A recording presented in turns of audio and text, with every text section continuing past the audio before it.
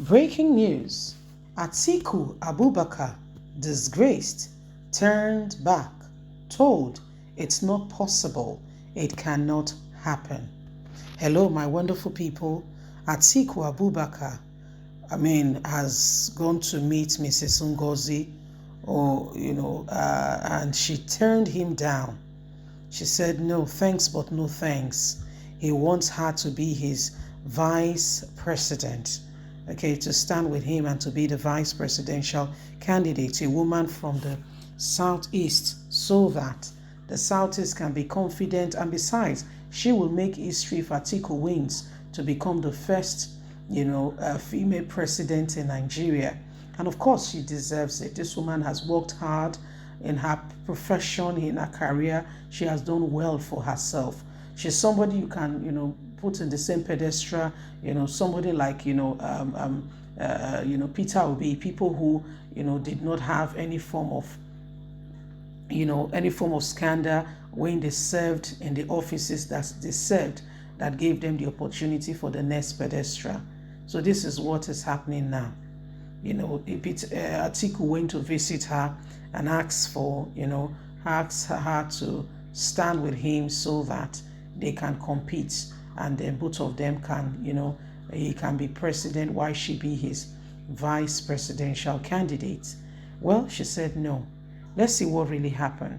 Please don't forget to give us a thumbs up, like us, share, subscribe. Let's get all the details. I won't play a second fiddle. Dr. Ngozi turns down Atiku vice presidential slot.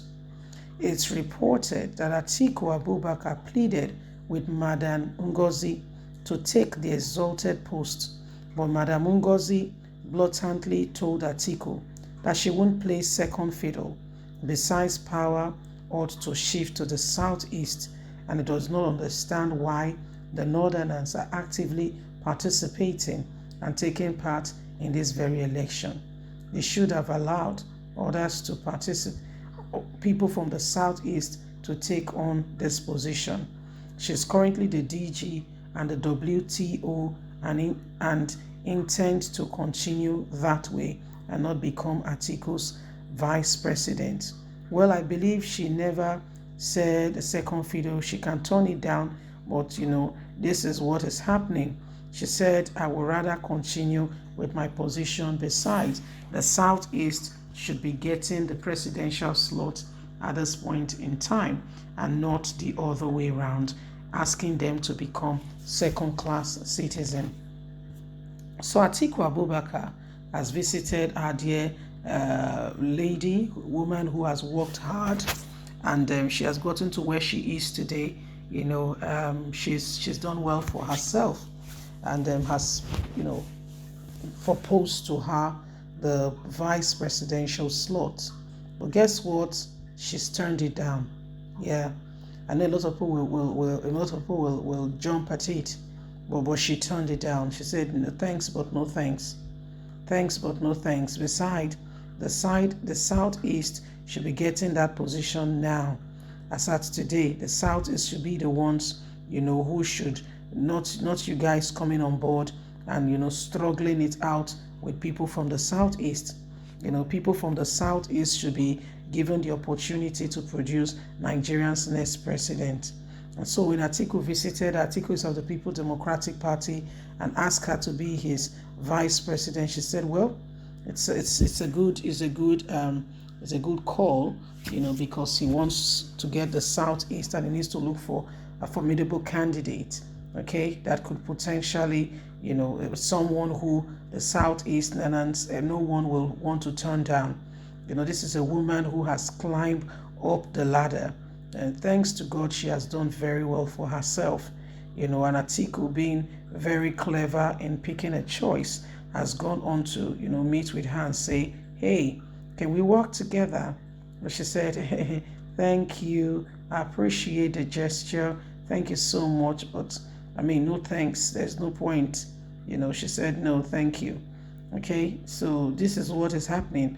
I know so many people would have jumped at it, but the truth is, when you know who you are, when you know your words, you don't allow, little things dangle in front of you be your determinant. You know who you are, and so you are strong, you are resolute. Okay, you're strong, you're resolute, you're not dabbling between opinions. So this is exactly what is happening right now. Atiku Abubakar, okay, has come up to say, he wants her to be his running mate. But she has said, well, I appreciate the gesture, it's a very fantastic one. But at this point in time, I beg to differ. I will decline and I will say thank you, and that's it. Well, my people, Nigerian youth, everyone, please get your PVC. Okay, let's get our PVCs and let's vote for that candidate. That candidate, that man, that woman who is sincere, who is honest, and who really wants, okay, to make a difference. Let's vote for that candidate. Okay, let's not dabble between opinions. Let's ensure that we vote and we vote well. It's about time we begin to, look at things, reanalyze and re-strategize. So at the end of the day, we can truly have the mandate that we envisage.